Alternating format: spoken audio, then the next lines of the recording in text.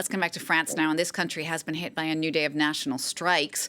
Unions are continuing their fight against government plans to cut the budget to keep the country's spiraling debt in check. Turnout today, though, for the strike is not as strong as the last major one 2 weeks ago. Our Antonia Kerrigan told us more from the start of the protest march in Paris.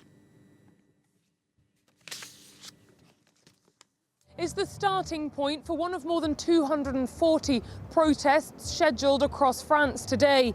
Now, the last edition of these protests 2 weeks ago drew 500,000 participants, according to law enforcement, 1 million according to the trade unions.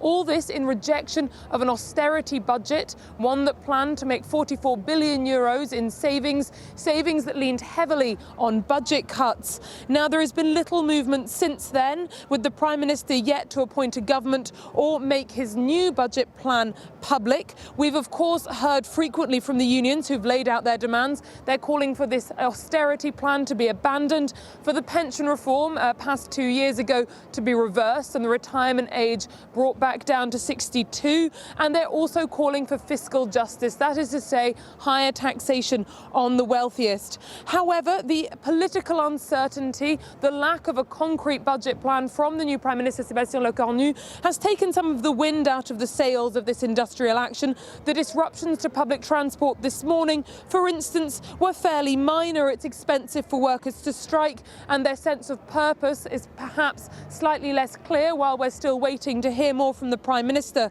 What we do know is that the #1 priority in his new budget will be to make substantial cuts to the budget deficit. We also know he's rejected several specific proposals to do with higher taxation on the wealthiest, on the largest fortunes. So you have to assume that there are major budget cuts in the pipeline with this new budget, and that we won't have heard the last of this story today.